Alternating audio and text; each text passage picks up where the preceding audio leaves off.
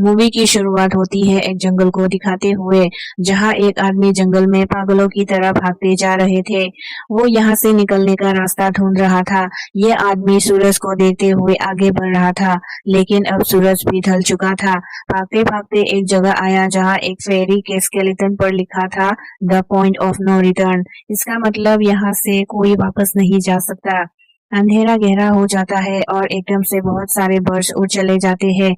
छुपने की कोई जगह नहीं था, इसलिए वो एक पेड़ के ऊपर चढ़ जाता है। तभी अचानक धरती हिलने लगी, पर बदकिस्मती से वो नीचे गिर जाता है और कोई उसे खींच कर ले गया। अगले सीन में मीना नाम की एक लड़की को दिखाती है। मीना की कोई फैमिली नहीं थी सिवाय एक सिस्टर की। मीना एक पेट स्टोर पे काम करती है। उसकी बॉस उसे एक पैरट को जू पर छोड़कर आने का ऑर्डर देता है। मीना उस पैरट को अपने घर ले जाती है क्योंकि अगले दिन उसे जू ले जाना था। और अगले दिन सुबह वो दोनों निकल पड़ते हैं। चलते चलते वो पहुंच गई जंगल के बीचों बीच। वहां पहुंचने के बाद सारे डिवाइस खराब होने लग गए, जैसे फोन, फिर रेडियो और आखिर में कार। कार से उतर के देखा तो हरा भरा जंगल अचानक से ड्राई हो गया। वो अपनी पैरट को लेकर आगे बढ़ने लगते हैं। एकदम से सभी बर्ड्स उड़ जाते हैं। मीना को अब डर लगने लगा था क्योंकि जमीन भी जोर से हिल रही थी। फिर उसे जंगल में एक बूढ़ी औरत भागती हुई दिखाई दी। मीना भागते हुए उसका पीछा करते हैं। वो उससे हेल्प मांगते हैं, लेकिन वो औरत रुकती नहीं। मीना उसका पीछा करते थक जाती है और रुक जाती है। उसके रुकने पर उस औरत ने उससे कहा, अगर जिंदा रहना चाहते हो तो हमारी तरफ भाग के आओ। मीना ये सुनते ही मीना उसकी तरफ भागी और वो औरत उसका हाथ पकड़कर उससे एक बंकर में ले आई। उसने दरवाजा लॉक कर दिया। मीना देखती है अंदर बहुत बड़ा मिरर लगा हुआ था। यहाँ और दो लोग भी थे। मीना पूछती है ये कौन सी जगह है। ये लोग कोई जवाब नहीं देते और उसे मिरर के सामने खड़े होने को कहते हैं क्योंकि कोई उन्हें देखने आने वाला था। मीना पूछती है कौन देखने आ रहा है, तो वो बुरी औरत जिसका नाम मैडलाइन है जवाब देती है कि उन्हें वॉचर्स देखने आ रहे हैं। फिर बाहर से अजीब व गरीब आवाज आने लगती है। फिर अगले दिन का सीन दिखाते हैं। सुबह होने पर सब लोग इस जगह से बाहर आने लगता है। मैडलाइन बताती है कि वो वॉचर्स सिर्फ रात में ही बाहर निकलते हैं। दिन के वक्त हम लोग जंगल में फ्री घूम सकते हैं। मीना को यहाँ नहीं रहना था। वो जंगल से निकलने के लिए आगे बढ़ जाते हैं। चलते चलते उसे भी वही पॉइंट ऑफ नो रिटर्न वाली साइन दिखाई दी। ये देखकर वो घबरा जाती है। वो डर जाती है। फिर वो सूरज को देखकर उसके डायरेक्शन में आगे बढ़ते रहे, लेकिन वो वहां से निकलने में कामयाब नहीं हुई। वो फिर से उस घर की तरफ भागी और मैडलाइन उसके पास आके उसे कहती है कि सिर्फ वो ही नहीं जिसने यहाँ से निकलने की कोशिश की। मैडलाइन भी उसकी तरह यहाँ से निकल नहीं पाई और कहती है कि ये जंगल आत्माओं को लेकर आता है। ये लोगों को पागल भी कर सकता है। अगर जिंदा रहना चाहते हो तो उनके साथ ही रहो। वो बताती है कि जंगल एक शिकारी है और हम सब उसके शिकार। मैडलाइन उसे नो रिटर्न वाले साइंस दिखाते हैं जो कि जंगल में गोल दायरे में लगाए गए थे और हर एक साइन से घर तक वापस जाने में आधा दिन लगता है। यहाँ से आगे गई तो वापस लौटना मुश्किल हो जाएगा। मीना पूछती है कि इन सब साइन को किसने बनाया, तो मैडलाइन बताती है एक प्रोफेसर ने बनाया। रात हो जाती है। सब लोग वापस घर के अंदर आ जाते हैं। हर रात वॉचर्स उन्हें देखने आते हैं। आज कियारा नाम की लड़की डांस करती है। ये लोग मिरर के सामने जो चाहे कर सकता था। अगले दिन कियारा और मीना दोनों खाना इकट्ठा करने के लिए जाती है। मीना कियारा से सवाल करती है आखिर ये वॉचर्स उनसे क्या चाहती है। कियारा बताती है कि उसे कुछ भी नहीं पता, लेकिन मैडलाइन बोलती है कि ये वॉचर्स हमें ऑब्जर्व करते हैं, लेकिन अगर उन लोगों ने वॉचर्स को देखा तो वो पागल हो जाएंगे। कियारा उसे एक गड्ढा दिखाती है और बताती है कि दिन के वक्त वॉचर्स इन गड्ढों में रहते हैं और रात में वो यहाँ से बाहर निकल आते हैं और ये लोग सनलाइट से डरते हैं। कियारा मीना को बताती है कि उन्हें यहाँ पे 6 महीने हो गए हैं। वो कहती है कि उसका हस्बैंड रास्ता ढूंढने के लिए निकला है। उसे उम्मीद है कि वो जरूर रास्ता ढूंढकर वापस आएगा और सब लोग यहाँ से निकल पाएंगे। फिर हमें पता चलता है कियारा का हस्बैंड वही आदमी था जिसे हमने मूवी की शुरुआत में देखा था, जिससे कोई खींच के ले गया। वापस आने पर मैडलाइन मीना को 3 रूल समझाती है। पहला कि वो रात में अपना दरवाजा नहीं खोलेगी। दूसरा कि वो मिरर की तरफ अपनी पीठ नहीं करनी और तीसरा दिन के वक्त वो उन गधों के पास नहीं जाएगी और जितना हो सके रोशनी में रहेगी। उस रात मीना वॉचर्स के बारे में और जानना चाहते थे, इसलिए वो मिरर के पास जाके उनकी आवाजें सुनने की कोशिश करती है, तो उसे कुछ सुनाई नहीं देता और वो मिरर की तरफ पीठ करके सोने चले जाते हैं। और ऐसे करने पर वॉचर्स को गुस्सा गुस्सा आ जाता है। वो लोग मिरर को मारने लगते हैं। शोर से मैडलाइन भी उठ जाती है और वो मीना को मिरर की तरफ खड़ी रहने को कहती है। अगले दिन मीना डेनियल के साथ शिकार पे निकलती है। मीना डेनियल से पूछती है, क्या आज तक तुमने किसी वॉचर को देखा? डेनियल ना में जवाब देता है। तब मीना डेनियल को समझाती है कि शायद ये सब मैडलाइन की बनाई हुई कहानी है, वो शायद उन्हें फंसा रही है। मीना उन गड्ढों में जाने की बात करती है, शायद उन्हें कोई रास्ता मिल जाए। डेनियल भी वहां से बाहर निकलना चाहता था। मीना की बातें मान लेता है और मीना रस्सी बांधकर उस गड्ढे के अंदर जाते हैं। अंदर जाके उससे बहुत सारे इंसानों का सामान मिलता है। मीना जरूरी सामान को ले लेता है। रस्सी के सहारे मीना सामान को बाहर लाता है। इसके पहले कि वो उस गड्ढे से बाहर आते, उसे वहां किसी की उंगलियां दिखाई देती है।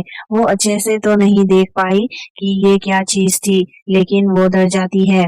मीना और डेनियल सारे सामान को लेकर अपने घर में वापस आ गई, जहां मैडलाइन ने पूछा कि इन्हें ये सामान कहाँ से मिला। मीना झूठ बोलती है कि इन्हें ये सामान जंगल में मिला। उन्हें वहां से कैमरा भी मिलता है, जिसको डेनियल ने सीसीटीवी बनाकर घर के बाहर लगा देता है, ताकि ये लोग भी वॉचर्स को देख पाए। मैडलिन समझाती है कि ये लोग गलत कर रहे हैं, तो रात में सब लोग वॉचर्स का वेट करता है। लेकिन आज इनके साथ कुछ अजीब होता है। दरवाजे पर कोई नॉक करता है। कैमरे में उन्हें एक इंसान की टांग दिखाई दी और वो कियारा के हस्बैंड के आवाज में बात करता है। कियारा दरवाजा खोलने जाती है, लेकिन मैडलाइन उसे रोकती है और कहती है कि वो इसका हस्बैंड नहीं है। लेकिन कियारा को मैडलाइन की बातों पर यकीन नहीं था और वो दरवाजा खोलने की जिद करती है। तो मैडलाइन कियारा को उस आदमी से कुछ ऐसा पूछने को बोलती है जो सिर्फ वो और उसकी हस्बैंड को पता है। तब कियारा उस बाहर खड़े इंसान से एक किताब के बारे में पूछती है, जिसके बारे में उसे पता होना चाहिए था, लेकिन बाहर खड़ा हुआ इंसान कुछ जवाब नहीं देता। तो ये सब लोग समझ जाते हैं कि ये वॉचर्स ही है। ये दरवाजा न खोलने पर बाहर लगा हुआ कैमरा तोड़ देता है। सब वॉचर्स गुस्सा हो जाता है और इनके मिरर तोड़ने वाले थे और सब मिरर के सामने खड़े हो जाते हैं और मिरर तोड़ना बंद हो जाता है। बाद में ये सब हो जाने के बाद मीना मैडलाइन को सच बता देता है कि वो लोग गधे से के अंदर से सामान को लाए थे। मैडलाइन बहुत गुस्सा हो जाता है। मैडलाइन सारा सामान वापस उस गधे में फेंक देते हैं। फिर कई दिन बीत जाते हैं और अब ये सब भी यही फंसी थी। मीना हर रोज रास्ता ढूंढने निकल पड़ती थी, लेकिन उसे कोई रास्ता नहीं मिलता। उसने एक नक्शा भी बना लिया। सर्दियों की वजह से उन्हें खाना भी ठीक से मिल नहीं रहा था। इसी वजह से डेनियल और मैडलाइन के बीच में झगड़ा हो जाता है। गुस्से में वो मैडलाइन और मीना को बाहर छोड़ के दरवाजा लॉक कर देता है। अंधेरा भी होने वाला था। वो दोनों दरवाजा खोलने की मिन्नत करती है, लेकिन वो दरवाजा नहीं खोलता। फिर इन्हें जान बचाने के लिए एक घने झाड़ियों में छुपना पड़ा। फिर इन्हें वॉचर्स की आने की आहट सुनाई देती है। हमें वॉचर्स दिखाए जाते हैं जो लंबे लंबे थे। अपने गधों से निकलकर वो सब इंसानों को देखने के लिए इस घर के पास आता है। जब वो लोग देखता है कि 2 लोग मिसिंग है, तो उन्हें खाने के लिए ये लोग जंगल में ढूंढने लग जाते हैं। उनके जाते ही वो दोनों घर के दरवाजा नॉक करते हैं और इस बार डेनियल दरवाजा खोल देता है।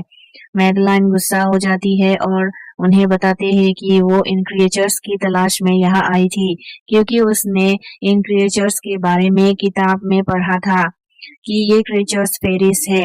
लेकिन यहाँ आकर पता चला कि ये तो मॉन्स्टर्स है और साथ ही काफी स्मार्ट भी।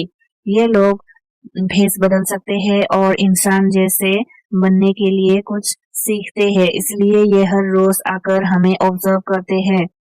तभी दरवाजे पे कोई नॉक करता है। ये क्रिएचर्स इन्हीं की तरह बोल रहे थे। वो अंदर आना चाहते थे, लेकिन ये दरवाजा नहीं खोल सकते थे। फिर भी वॉचर्स इतने पावरफुल थे कि इस लोहे की दरवाजे को तोड़कर अंदर आ जाए। इन लोगों को कहीं छुपना था। तभी डेनियल की नजर फ्लोर पर पड़ते है।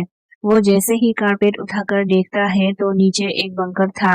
सब लोग बिना टाइम बर्बाद किए बंकर के दरवाजे खोल के उसके अंदर चला जाते हैं और फिर बंकर बंद कर देता है।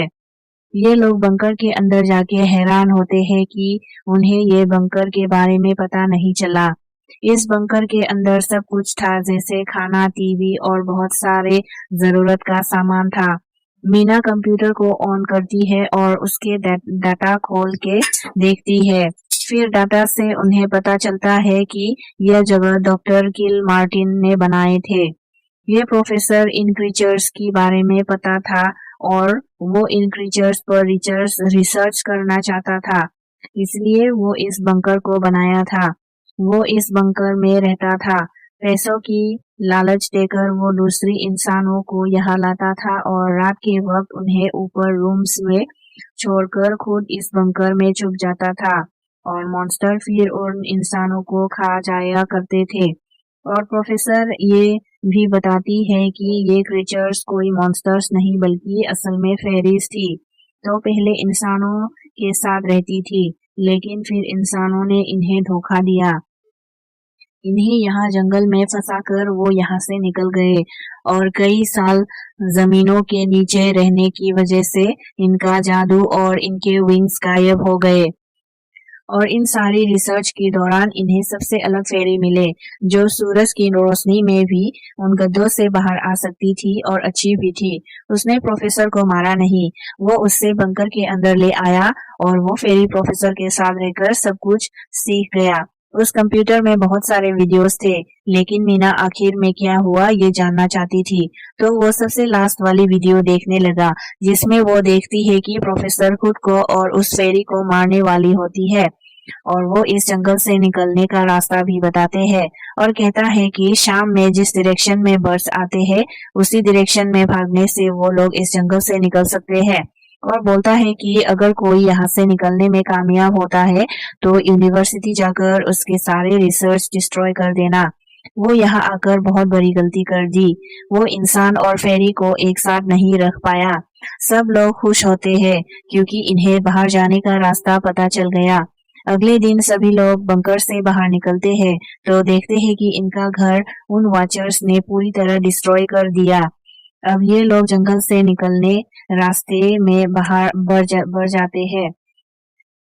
वो बर्ड्स जिनके बारे में प्रोफेसर बता रहे थे वो तो शाम को उड़ने वाले थे, लेकिन इन्हें शाम होने से पहले जंगल से बाहर निकलना था। इसलिए मीना अपनी पैरट को आजाद कर देती है।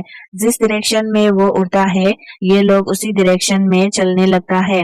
चलते हुए रास्ते में इन्हें एक ग्रेव मिली। मैडलाइन बताते हैं कि इंसानों ने इन्हें धोखा दिया और जंगल में छोड़कर चले गए। और क्योंकि इन फेरिस ने अपने विंग्स और जादू खो दिए, इसलिए अब कभी इस जंगल से बाहर नहीं जा सकते। चलते हुए वो लोग एक नदी के पास पहुंच गए। इस नदी के थ्रू ये लोग यहाँ से निकल सकते थे। शाम भी हो चुकी थी तो वॉचर्स जमीन के नीचे से बाहर निकलने लगे थे। इससे पहले कि वो बोट में बैठकर यहाँ से चले जाते, डेनियल को जॉन मिल जाता है। डेनियल उसकी हेल्प करने जाता है, लेकिन वो सब देखते हैं कि जॉन नहीं था, बल्कि रूप बदलने वाला वॉचर्स था। वो डेनियल को उनके आंखों के सामने ही मार देता है। फेरिस नदी को पार नहीं कर सकते थे और फाइनली ये तीनों नदी को पार करके सिटी पहुंच जाते हैं। अगले सीन में मीना प्रोफेसर की कहने के हिसाब से यूनिवर्सिटी में जाकर उनका सारा डेटा डिस्ट्रॉय करने आती है, लेकिन उससे पहले उसे एक बात पता चलती है कि जब हजारों साल पहले इंसान और फेरिस एक साथ रहते थे तो तब इनकी शादी भी हो जाया करते थे। ऐसे इंसानों और फेरिस के बच्चे भी हुए जिन्हें हाइब्रिड्स कहा जाता है। उसे यहाँ पर ये बात पता चली कि मैडेलाइन वो कोई और नहीं बल्कि प्रोफेसर की वाइफ ही थी। वो कंफ्यूज हो जाती है। वो कंफ्यूजन दूर करने के लिए कियारा के पास जाती है और बताती है जिस मैडेलाइन से हम जंगल में मिले थे वो असल में प्रोफेसर की वाइफ थी, लेकिन उसने हमें ये सच्चाई इसलिए नहीं बताई क्योंकि वो एक फेरी थी। ये सुनकर कियारा हैरान हो जाती है। असल में बहुत साल पहले प्रोफेसर की वाइफ मैडेलाइन लंग कैंसर की वजह से मर गई थी। प्रोफेसर उनसे बहुत प्यार करते थे। वो उनके साथ ही रहना चाहते थे और फिर प्रोफेसर को पता चला इन फेरीज के बारे में। अपनी वाइफ की फोटो दिखाते हुए उसने उस फेरी को मैडेलाइन जैसा बना दिया। मीना सारी बातें बता ही रही थी तो एकदम से उसे पता चला कि वो ये सारी बातें कियारा को नहीं बल्कि मैडेलाइन को ही बता रही थी, जिसने इस वक्त कियारा का रूप बदला हुआ था। जैसे ही असली कियारा यहाँ आती है, मैडेलाइन उसे बेहोश कर देती है, जिसके बाद वो मीना पर हमला करने के लिए आगे बढ़ती है ताकि उसका सीक्रेट किसी को ना पता चले। इसके पहले कि वो मीना को मार देती, वो उससे कहती है कि वो एक अकेली फेरी है जो जंगल में सबसे अलग थी। वहाँ सारी फेरीज उसका मजाक उड़ाती थी क्योंकि वो दिन के वक्त भी बाहर निकल सकती थी। इसीलिए उन फेरीज ने मैडेलाइन को बाहर निकाल दिया। तब मीना उसे कहती है कि वो अलग नहीं बल्कि वो हाइब्रिड थी, आधी इंसान और आधी फेरी। इसी वजह से वो फेरीज के साथ और इंसानों के साथ भी रह सकती है। मीना के सच बताते ही एकदम से उसके विंग्स और उसका जादू वापस आ जाते हैं और इसके बाद वो मीना को यही छोड़कर यहाँ से उड़ जाते हैं। अब हमें कुछ हफ्तों बाद दिखाते हैं कि जहाँ मीना अपनी बहन के पास गई है। जंगल और उसके साथ हुए हादसे के वजह से वो बहुत डर गई थी। वो अपने बहन के साथ रहना चाहती थी। उसने अपने बहन को बताया कि शायद वो फेरी अब भी उसका पीछा करती है। मीना की बहन उसे डरने से मना कर देती है। मूवी के एंड में हमें एक बच्ची को दिखाया जाता है जो कि इस वक्त भी मीना के घर के नीचे थी। ये कोई और नहीं बल्कि वो फेरी मैडेलाइन ही है जो इनकी दुनिया में इस बच्ची के रूप में रह रही है और मूवी का दी एंड हो जाता है।